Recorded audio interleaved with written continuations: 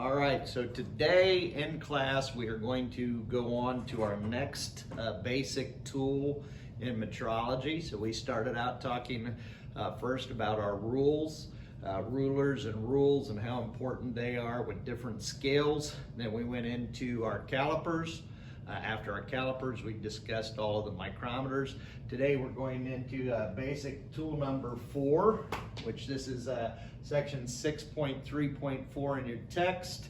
So, and you can read about this in pages 165 to 169 in your textbook right here. So the basic tool number 4 in metrology is what we call the height gauge. So I have an example of the height gauge right here.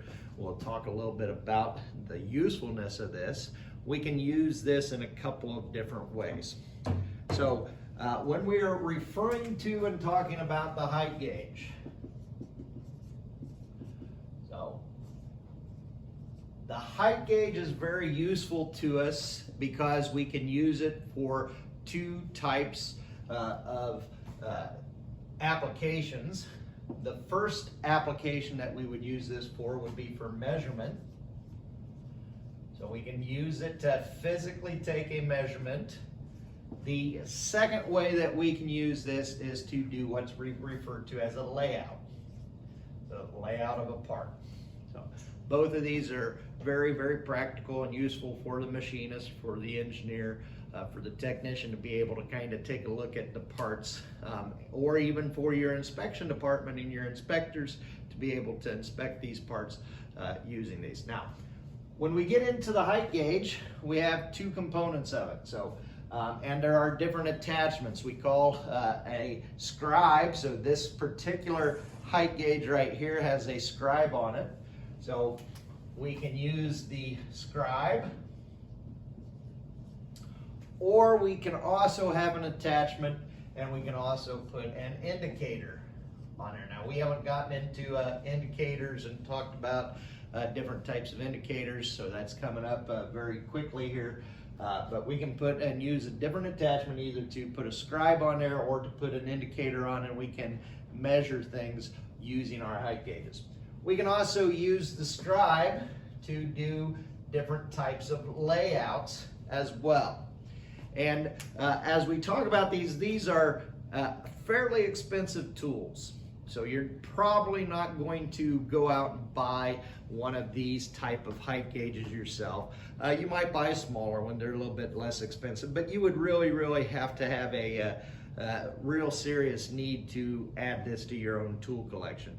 Most of the time, this tool is one of the measuring tools that's going to be supplied by the shop or the company that you're working for, and they're going to have these either in their metrology labs or in their gauge labs, or in some cases, every department, especially if you're doing some surface grinding, a lot of times you might even see these in a surface grinding department, so they can use these to check flatness and check parallelism and everything with those. So that's kind of the use. Now, in order to be able to use it, the other useful tool that we need to have is a flat surface. And when we talk about flat surfaces, we're going to use these in combination with either the work table itself. So we have to have a flat surface.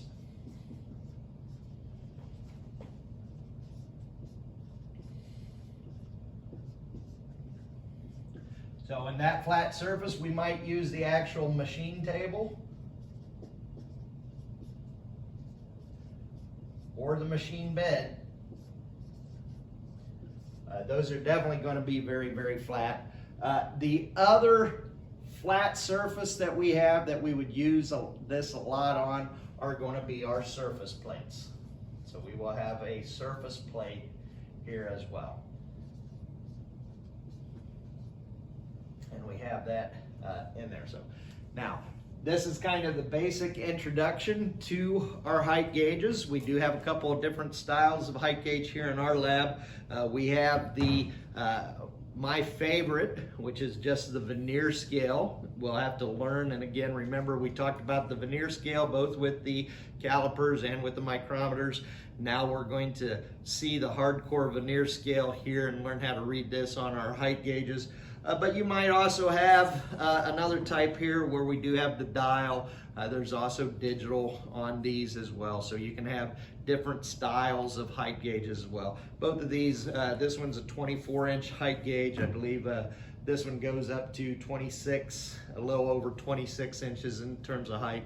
And we've got about 3 or 4 other height gauges over there. One of them goes all the way up to, I think, 36 inches as well. So with a couple of different types of height gauges that we have.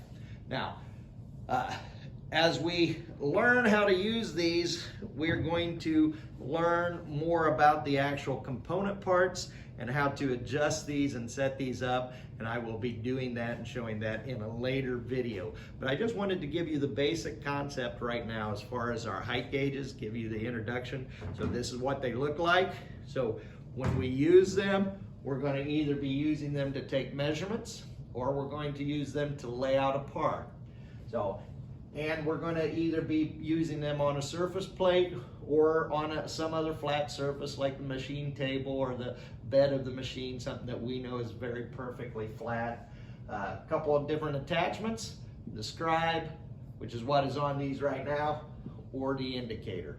So that's what you need to know about in this video at the moment.